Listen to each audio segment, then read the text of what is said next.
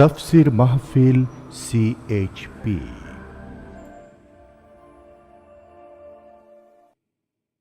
বিসমিল্লাহির রহমানির রহিম। ইসলামের ইতিহাসে হৃদয় বিদারক ঘটনা কারবালা। এখন কারবালার করুণ কাহিনী এ বিষয়ে আলোচনা করছেন বিশ্ববরেণ্য মুফাসসিরে কোরআন আল্লামা দেলওয়ার হোসাইন সাঈদী। শব্দধারণ মাহসিন সাউন্ড সিস্টেম। প্রযোজনায় CHP। শুধু তাফসীর মাহফিল CHP চ্যানেলে আল্লামা সাঈদীর মূল্যবান আলোচনা এখন দেখতে পাবেন। সিরিয়ার দামেস্কে এজিদ ক্ষমতা দখল করলো অগণতান্ত্রিক পদ্ধতিতে, এবং সরকারি মালের কোনো হিসাব নাই, অডিট নাই, স্বৈরাচারী কায়দায় তিনি ক্ষমতা দখল করে মদিনার আহলে বায়েত যারা মদিনার নেতৃবৃন্দকে তার আনুগত্য করার জন্য বাধ্য করলো। ইমাম হোসাইন যে মায়ের পেটে এসেছেন, যে পিতার পেটে জন্মে এসেছেন, যে নানার কোলে বড় হয়েছেন, তিনি কি এই দৃশ্য চোখে দেখতে পারেন? তিনি বললেন আমি কুফায় যাব। কুফার লোকেরা দাওয়াত দিল, তিনি কুফায় রওনা করবেন। মদিনার লোকেরা হাতে পায়ে ধরলো, কুফায় আপনি যাবেন না। তিনি বললেন আমি কোন ক্রমে এজিদের বশ্যতা স্বীকার করব না, আমি এর বিরোধিতা করবই। মাত্র 72 জন লোক নিয়ে তিনি কুফার দিকে অগ্রসর হলেন। এই 72 জনের মধ্যে 40 জন পুরুষ আর 32 জন নারী আর শিশু। তিনি যখন কারবালা প্রান্তরে পৌঁছে গেছেন, ইবনে জিয়াদ কুফার গভর্নর, তিনি বাধা দিলেন, বললেন আমার দরবারে হোসাইনকে হাজির করো। ইমাম হোসাইন বললেন যে ব্যক্তি আল্লাহর আখিরাতকে অস্বীকার করেছে, রাসূলকে অস্বীকার করেছে, আমি তার সামনে জীবন থাকতে যাব না। রাতারাতি ইয়াজিদ 6000 সৈন্য পাঠিয়ে দিল। ইমাম হোসাইনের সাথে লোক কত? মাত্র 72। 6000 লোক কি যুদ্ধ করা লাগে 72-এর সাথে? শুধু যদি মার্চ করে পায়ের তলায় পিছে 72 জন শেষ হয়ে যাবে। হযরত ইমাম হোসাইন রাতের বেলায় সঙ্গীদের বললেন, ও আমার সাথীরা, ইয়াজিদ আমার শির চায়, আমাকে চায়, আমার সঙ্গে থেকে তোমরা তোমাদের জীবনকে বিপন্ন করো না, তোমরা সবাই ফিরে চলে যাও মদিনায়।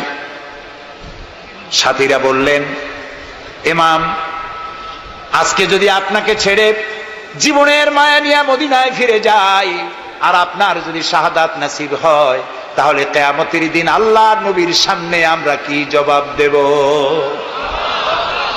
আমরা আমাদের জীবন দিয়ে আপনাকে পাহারা দেব। সকালবেলা যুদ্ধ শুরু হয়ে গেল। জোহরের নামাজ আসতে না আসতে 40 জন পুরুষ শাহাদাত বরণ করলেন। এখন একজন পুরুষ বেঁচে আছেন, ইমাম হোসাইন। তাঁবুর ভিতরে স্ত্রী এবং অন্যান্য মহিলাদের কাছ থেকে বিদায় নিতে এসেছেন। তোমাদেরকে আল্লাহর হাওয়ালা করলাম, আমি যুদ্ধে চলে যাচ্ছি। আমার চোখের সামনে আমার নানাজির দান্দান মোবারক শহীদ হওয়া ইসলাম, সাহাবীদের রক্ত দেওয়া, জীবন দেওয়া ইসলাম, খেলাফত মিটে যাবে পৃথিবী থেকে, রাজতন্ত্র প্রতিষ্ঠা হবে, আমার জীবন থাকতে আমি তা হতে দেব না। স্ত্রী এগিয়ে এলেন, বললেন হোসাইন, জিহাদের ময়দানে থেকে আমি আপনাকে বিরত থাকতে বলবো না, তবে একটি দাবি আছে। এই যে ছোট্ট দুগ্ধপোষ্য শিশু, গত কয়েকদিন হলো ঘরে খাবার নাই, পানি নাই, আমার বুকে দুধও নাই, এই ছোট্ট বাচ্চাটিকে একটু পানির ব্যবস্থা করুন। ইমাম হোসাইন কলিজার টুকরা সন্তানকে 2 হাতে উঁচু করে এজিদি সৈন্যদের সামনে এসেছেন। এজিদি সৈন্যরা, আমার হাতের দিকে তাকাও, এটি রাসূলের আওলাদ, আমার কলিজার টুকরা সন্তান। ফোরাতের অফুরন্ত পানি প্রবাহিত হচ্ছে, একটু ফোরাতের কুলটা ছেড়ে দাও, ওর একটু পানি পান করায়। আমার সাথে তোমাদের শত্রুতা থাকতে পারে, এই নিষ্পাপ বাচ্চার সাথে তো কোনো শত্রুতা থাকার কথা নয়। তার এই আবেগপূর্ণ কথা এজিদি সৈন্যদের কলিজা স্পর্শ করলো না। তারা বিষাক্ত তীর নিক্ষেপ করলো। ইমাম হোসাইনের উঁচু করে ধরা বাচ্চার বুকের ভিতর থেকে বিষাক্ত তীর প্রবেশ করে বেরিয়ে গেল অপর প্রান্ত থেকে। রক্ত রক্ত ফিনকি দিয়ে বেরিয়ে এলো। ইমাম হোসাইন দুই হাতে আজলা ভরে সেই রক্ত চেহারায় মাখতে লাগলেন আর বললেন, কলিজার টুকরা সন্তান, সালেহ আলাইহিস সালামের উটনির রক্তের চাইতে তোমার রক্ত পবিত্র। হযরত সালেহ আলাইহিস সালামের চাইতে রাসূলুল্লাহর মর্যাদা অনেক বেশি, তুমি তার আওলাদ। বাচ্চাকে কোলে করে নিয়ে স্ত্রীর কাছে গিয়ে বললেন, স্ত্রী, এই নাও তোমার বাচ্চা, ঠান্ডা হয়ে গেছে, এমন পানি পান করেছে কিয়ামত পর্যন্ত পানি পানি বলে তোমারে আর বিরক্ত করবে না। ইমাম হোসাইন লড়াই করলেন ময়দানে, বহু সংখ্যক সৈন্য হতাহত করে ফোরাতের কুল উন্মুক্ত করে ঘোড়ার পৃষ্ঠ থেকে নেমে এক আজলা পানি তুলেছেন, পানি পান করবেন। মুখের কাছে যখন আকণ্ঠ তৃষ্ণার্ত পিপাসার্ত হোসাইন মুখের কাছে পানি নিয়েছেন, হঠাৎ ভেসে উঠল মনের পর্দায়, একটু আগে আমার কলিজার টুকরা সন্তান এই পানির অভাবে চলে গেল। 40 জন মানুষ বিদায় হলো, এক ফোঁটা পানি দিতে পারলাম না, এই পানি আমি কেমনে খাই? হাতের থেকে পানি পড়ে গেল। অশ্বের পৃষ্ঠে আরোহণ করলেন, চতুর্দিক থেকে তীর আর তরবারি আসতে লাগলো। ইমাম হোসাইন বললেন, থামো, একটু থামো, তোমরা কাকে তীরবিদ্ধ করছো? আমি কি তোমাদের রসুল মুহাম্মদ সাল্লাল্লাহু আলাইহি সাল্লামের নাতি নই? আমি কি তোমাদের রসুলের কলিজার টুকরা মা ফাতেমার নয়নের মণি নই? কেমন করে আমার গায়ে তোমরা তীর মারো? উম্মে সালমা, আমাদের মা উম্মে সালমা রাদিয়াল্লাহু তাআলা আনহা, সকাল বেলায় 11ই মুহররম সকাল বেলায় তিনি ঘরে বসে কাঁদতেছেন। কয়েকজন প্রতিবেশী মহিলা এসে বলছেন, মা আপনি কাঁদেন কেন? তিনি বলছেন, আজকে রাত্রে আমি স্বপ্নে দেখেছি রাসূলুল্লাহ আমার বাড়ি এসেছেন। আমি দেখতে পেলাম আল্লাহ রসুলের চোখ দিয়ে পানি পড়ছে, দাড়ি মোবারক ধুলা মাখা, মুখ কাটা বলি। আমি জিজ্ঞেস করলাম, ইয়া রাসূলুল্লাহ, আপনি কাঁদেন কেন? মুখখানা মলিন কেন? দাড়ি মোবারকে ধুলাবালি কেন? রাসূলুল্লাহ বললেন, উম্মে সালমা, তুমি জানো না আমি এইমাত্র কারবালা থেকে এসেছি। আমি দেখে এলাম আমার কলিজার টুকরা হুসাইনের শির মোবারক তার দেহ থেকে বিচ্ছিন্ন করে ঘোড়ার পদতলি, ঘোড়া দিয়ে পদদলিত করা হয়েছে তার দেহ মোবারক। ইসলাম এত সহজে আসে না, অনেক রক্ত পাড়ি দিয়ে এসেছে ইসলাম। হযরতে হোসাইনের মস্তক মুবারক ইয়াজিদি সৈন্যরা একটা প্লেটে করে নিয়ে কুফার গভর্নর ইবনে জিয়াদের সামনে রেখেছে। ইবনে জিয়াদ চেয়ারে বসা, সিংহাসনে বসা, ইমাম হোসাইনের মস্তক মুবারক তার পায়ের কাছে রেখেছে। কলঙ্কিত ইতিহাস, কি করে আমি শুনাই আপনাদেরকে? ইবনে জিয়াদ চেয়ারে বসে পায়ের কাছে রাখা ইমাম হোসাইনের ঠোঁটের উপরে লাঠি দিয়ে নাড়তেছে। হযরত যায়েদ রাদিয়াল্লাহু তাআলা আনহু 80 বছর বয়স, তিনি বলছেন, ইবনে জিয়াদ, এতক্ষণ যা করেছো মুখ বুজে সহ্য করেছি, কিন্তু এখন যেটা তুমি করতেছো পায়ের কাছে কার ব্যথা? তুমি যে ঠোঁটের উপরে লাঠি দিয়ে নাড়তেছো, আমি যায়েদ, আমি দেখেছি রাসূলুল্লাহ 1000 বার এই মুখের উপরে চুমা খেয়েছে। তোমার বেয়াদবি বন্ধ করো। প্রিয় ভাই সব, রাজতন্ত্র নয়, পরামর্শ ভিত্তিক সমাজ ব্যবস্থা প্রতিষ্ঠার জন্য আল্লাহ তাআলা ইসলাম দিয়েছেন, দ্বীন দিয়েছেন। সেই জীবন ব্যবস্থা ইসলাম আজকে এই পৃথিবীতে মুসলমানদেরকে সন্ত্রাসী জাত হিসেবে চিহ্নিত করার জন্য, উগ্র জাতি হিসেবে, সহিংস জাতি হিসেবে, অগণতান্ত্রিক জাতি হিসেবে প্রমাণিত করার জন্য পাশ্চাত্য শক্তি তারা নবী করিম সাল্লাল্লাহু আলাইহি সাল্লামের ব্যঙ্গচিত্র এঁকে দুনিয়ায় ছড়িয়ে দিয়েছে। আজকে জুমার খুতবায় আমি কসাই মসজিদে বলেছিলাম, রাসূলুল্লাহর মাথার উপরে বোমা আকৃতির পাগড়ি বেঁধেছে, পাশে 2টা অর্ধনগ্ন মেয়ে লোক রেখেছে। নাউজুবিল্লাহ। তোদের মতো অসভ্য আছে পৃথিবীতে? ডেনমার্ক, আমেরিকা, ইউরোপ, তোমরাও কি মানুষের মতো কাজ করেছ? বিশ্ব নবী পৃথিবীতে সব দিয়েছেন, কিছু নেন নাই। তাকে অপমান করার অর্থ হচ্ছে মানব সভ্যতাকে অপমান করা। রাসূলকে অপমান করার ক্ষমতা কারো নাই। তার সম্মান পাহাড় সমান নয়, তার সম্মান আকাশ সমান নয়। রসুলের সম্মান আল্লাহর আরশ পর্যন্ত। আল্লাহ তার আরশে আজিমে কাউকে দাওয়াত দেন নাই, বিশ্ব নবীকে দাওয়াত দিয়েছিলেন। মুসলমানদেরকে ধৈর্য ধারণ করতে হবে, আরো সংযমী হতে হবে। ইসলাম সর্বশ্রেষ্ঠ জীবন ব্যবস্থা। এই কল্যাণময় জীবন ব্যবস্থা প্রতিষ্ঠার জন্য এগিয়ে আসতে হবে মুসলমানদেরকে, সকলকে, হিন্দুদেরকেও। হিন্দু বৌদ্ধ খ্রিস্টানদের বলি, আমার প্রিয় ভাইয়েরা, আপনাদের মধ্যে আমাদের মধ্যে পার্থক্য খুবই কম। হিন্দুরা বলেন এক ব্রহ্মা দ্বিতীয় নাস্তি, আমরা বলি লা ইলাহা ইল্লাল্লাহ, কথা প্রায় কাছাকাছি। আপনারা পুনর্জন্মে বিশ্বাসী, আমরা পুনরুত্থানে বিশ্বাসী। এই কোরআন শুধু মুসলমানদের জন্য নয়। আপনার ইসলাম কবুল করা লাগবে না। আমি ইউরোপ, আমেরিকা, অস্ট্রেলিয়া, আফ্রিকায় যখন অমুসলিমদের মধ্যে বক্তৃতা করি তখন বলি আপনাদের মুসলমান হওয়া লাগবে না, যে ধর্মে আছে সে ধর্মে থেকেই যদি কোরআন বর্ণিত আইন যদি মানেন, আপনি শান্তি পাবেন দুনিয়ায়, শান্তি পাবেন আখিরাতে। পরকালেও শান্তি পাবেন কিনা আল্লাহ ভালো জানেন, তবে দুনিয়ার শান্তি তো পাবেনই। কোরআনের আইন সকলের জন্য প্রযোজ্য। ইসলামের ব্যাখ্যা দিচ্ছিলাম, ইন্নাদ-দীনা ইনদাল্লাহিল ইসলাম। ইসলামের চাইতে কল্যাণময় জীবন ব্যবস্থা পৃথিবীতে আর নাই। বলেন সুবহানাল্লাহ। মা বোনদেরকে বলবো, আসুন ইসলামকে জানি, ইসলামকে বুঝি, ইসলামের সাথে নিজেদেরকে সম্পৃক্ত করি। এটি শুধুমাত্র নামাজ রোজা হজ জাকাতের ধর্ম নয়। নামাজ রোজা হজ জাকাত সহ অর্থনীতি, সমাজনীতি, রাষ্ট্রনীতি সবকিছুর সমন্বয় একটা জীবনের স্কিম, একটি পরিকল্পনা যা দিয়েছেন আল্লাহ তাআলা। সুবহানাল্লাহ বলুন।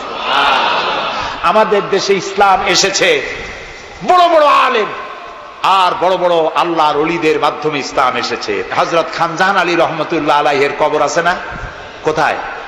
বাগেরহাটে। খালি কুমির দেখেন না, ইতিহাস দেখেন। তিনি এসে, মানুষের খাবার পানি ছিল না, বড় বড় দিঘি কেটেছেন। এই ছিল তাদের কাজ। দিঘি কেটেছেন, পুকুর করেছেন, রাস্তা করেছেন, মসজিদ করেছেন। হযরত শাহজালাল রহমতুল্লাহ আলাইহি গৌর গোবিন্দের বিরুদ্ধে যুদ্ধ করা লাগে নাই, শুধু আযান দিয়েছেন আর তাদের মূর্তিগুলির কম্পন শুরু হলো।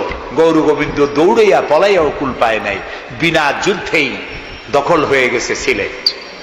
সুবহানাল্লাহ। রব্বানা যালামনা আনফুসানা ওয়া ইন লাম তাগফির লানা ওয়া তারহামনা লানাকুনান্না মিনাল খাসিরিন। রব্বানা যালামনা আনফুসানা ওয়া ইন লাম তাগফির লানা ওয়া তারহামনা লানাকুনান্না মিনাল খাসিরিন। হে আল্লাহ তাআলা, হাজার হাজার মুসলমান নরনারী দীর্ঘক্ষণ ধরে তোমার কোরআন শুনেছি, হাদিস শুনেছি, আর শেষ পর্যায়ে এসে ভিক্ষুকের মতো, কাঙ্গালের মতো গুনার বোঝা মাথায় নিয়ে তোমার দরবারে হাত তুলেছি। দয়া করে মেহেরবানি করে আমাদের জিন্দেগীর সমস্ত গুনাহ খাতাকে মাফ করে দাও। আমাদের মধ্য থেকে আমাদের মা বাপ দুনিয়া থেকে যারা বিদায় হয়ে গেছে, আয় আল্লাহ রব্বুল আলামিন, মা বাপের কবরগুলিকে জান্নাতের টুকরা বানায়া দাও। রব্বির হামহুমা কামা রব্বায়ানি সগীরা। সবাই পড়েন, রব্বির হামহুমা কামা রব্বায়ানি সগীরা।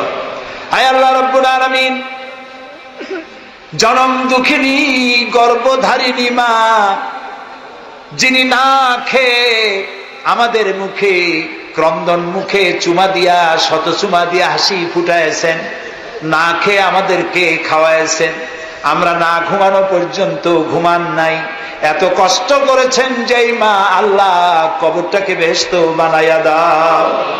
বাপজান এত কষ্ট করলেন, বাড়ি ঘর বানাইয়া দিয়া খালি হাতে বিদায় হয়ে গেছেন, কোন হালতে আসি জানি না, আল্লাহ আব্বার কবরটাকে বেহেশত বানাইয়া দাও। আমাদের মা বাপ যাদের বৃদ্ধ হয়ে গেছেন, রব্বুল আলামিন বিছানায় পড়ায়া পরনির্ভর করে মারবা না। আল্লাহ তাআলা স্বনির্ভর থাকাকালীন নিজে নিজে টয়লেটে যেতে পারেন, নিজের খাবার নিজে খেতে পারেন, দাঁড়াইয়া নামাজ পড়তে পারেন, নিজের কাপড় নিজে পরতে পারেন। এই অবস্থায়, সুস্থ অবস্থায় ইমানের সাথে উঠাইয়া নিয়েও বিছানায় ভালাইয়া রাইগো না। রব্বুল আলামিন, সারা জীবন আমরা গুনাহ করেছি, এত গুনাহ করেছি, তোমার আকাশের দিকে তাকাইয়া কথা বলতে লজ্জা করে, শরমে মাথা নিচু হয়ে যায়। আল্লাহ, যত গুনাহ করছি, নাফরমানি করেছি, আর তুমি শুধু মেহেরবানি করেছো। তুমি যদি আমাদের গোপন গুনাহগুলি জাহির করে দিতে, যৌবনকালের গুনাহ, জীবনের গুনাহ যদি সমাজের লোকেরা জানতো, স্ত্রী পুত্ররা জানতো, সম্মান দিত না। আল্লাহ তাআলা কিয়ামতের দিন লক্ষ কোটি মানুষের সামনে আমাদের গোপন গুনাহগুলি জাহির করে দিয়ে আমাদেরকে শরম দিও না। আয় আল্লাহ তাআলা, তোমার নবী বলেছেন 3000 বছর ধরে তুমি জাহান্নামের আগুন উত্তপ্ত করেছো। আল্লাহ তাআলা চৈত্র মাসের দ্বিপ্রহরের রোদ সহ্য হয় না। আল্লাহ তাআলা জাহান্নামের আগুন আমরা সইতে পারবো না। জাহান্নামের আগুন আমাদের জন্য আল্লাহ তুমি হারাম বানায়া দাও। আল্লাহুম্মা আজিরনা মিনান নার। সবাই পড়েন আল্লাহুম্মা আজিরনা মিনান নার, আল্লাহুম্মা আজিরনা মিনান নার। আয় আল্লাহ তাআলা, তামাম পৃথিবীতে মুসলমানেরা আজ বড় বিপদে। মুসলমানদের কেউ দেখার নাই। ইরাকের আল গরিব কয়েদখানার ভিতরে মুসলমানদেরকে উলঙ্গ করে তাদের মুখের উপরে কাফেরেরা পেশাব করেছে। গুয়ান্তানামে কারাগারের ভিতরে মুসলমানদের বান্ধা তাদের সামনে কোরআন শরীফের উপরে পেশাব করেছে। রাসূলুল্লাহর মাথায় বোমা উঠাইয়া দিয়েছে। নগ্ন নারী তার পাশে বসাইয়া ছবি উঠাইছে। বাবু, আমাদের কলজা চলে যায় বাবু। আল্লাহ নর পশুদের হেদায়েত দাও। আল্লাহ পরাশক্তির নামধারী তথাকথিত সভ্যতাকে আল্লাহ তুমি হেদায়েত দিয়ে দাও। ওদের নসিবে যদি হেদায়েত না থাকে, তুমি তো আমাদের সেই আল্লাহ যে আল্লাহ নমরুদকে জুতা পেটা করে বিদায় করেছো। তুমি তো সেই আল্লাহ যে ফেরাউনকে চুবাইয়া মারছো। আল্লাহ, এই সভ্যতার দাবিদার গুলি যারা আমার রসুলকে অপমান করতেছে, মুসলমানদেরকে অপমান করছে, কোরআনকে অপমান করছে, ফেরাউনের মতো নমরুদের মতো জুতা মেরে ডুবাইয়া ধ্বংস করে গজব দিয়া বিদায় করে দাও। আল্লাহ, আমাদের এই শান্তিপূর্ণ দেশে যারা বোমা মারে, সন্ত্রাসী হামলা করে, ওদেরকে আমরা চিনি না, তুমি ভালো করে জানো ওরা কারা। আল্লাহ, ওদেরকে হেদায়েত করো, ওদেরকে তুমি ধরাইয়া দাও। ওদেরকে কারা টাকা দেয়, কারা বুদ্ধি দেয়, কারা পরিচালিত করে, তাদের চেহারা জনগণের সামনে উন্মোচিত করে দাও। তাদেরকে জনগণের সামনে ন্যাংটা করে দাও। আল্লাহ তাআলা, আমাদের এই সুন্দর দেশটির উপরে তুমি রহমত করো। আল্লাহ, তোমাকে বলবো না কাকে বলবো। পৃথিবীতে যত মুসলমান দেশ তুমি দিয়েছো, প্রত্যেক মুসলমান দেশের পাশে আরো 2-4টা মুসলমান দেশ আছে। তুমি আমাদের দিকে তাকায় দেখো তো আমাদের অবস্থাটা কি। আমরা কোথায় যাব? আমাদের তো পালাবারও জায়গা নাই। একদিকে সমুদ্র আর 3 দিকে কারা। আল্লাহ, তুমি এই বাংলাদেশটাকে দয়া করে হেফাজত করো। আল্লাহুম্মা লা তারুদ্দানা খায়বিন, আল্লাহুম্মা লা তারুদ্দানা খায়বিন। আল্লাহ তাআলা, একেবারে কিছু না দিয়ে একেবারে খালি হাতে আমাদেরকে ফেরত দিও না বাবা। আমি কয়েক সেকেন্ড আপনাদের জন্য ছেড়ে দিলাম। মাথা নিচু করেন, চক্ষু বন্ধ করেন, কেঁদে কেঁদে মনের কথা আল্লাহরে বলেন, দোয়া কবুল হবে ইনশাআল্লাহ।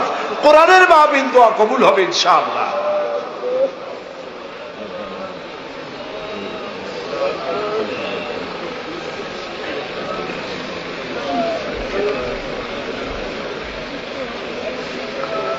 আয় আল্লাহ, তুমি নিশ্চয়ই শুনতে পাচ্ছ আমরা কি বলছি।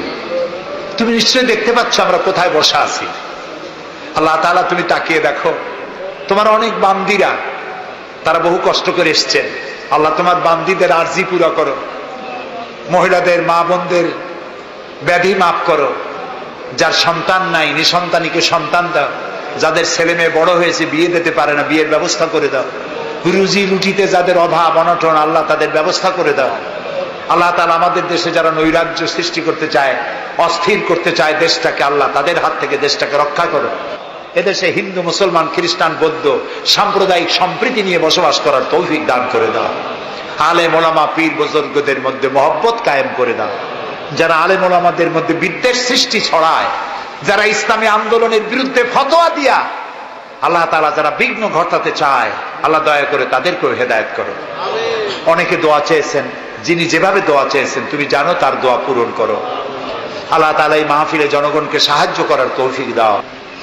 ربنا تقبل منا إنك أنت السميع العليم وتب علينا إنك أنت التواب الرحيم سبحان ربك رب العزة عما يصفون وسلام على المرسلين والحمد لله رب العالمين واجعل آخر كلامنا عند الموت لا إله ইল্লাল্লাহু মুহাম্মাদুর রাসূলুল্লাহ। আসসালামু আলাইকুম ওয়া রাহমাতুল্লাহ।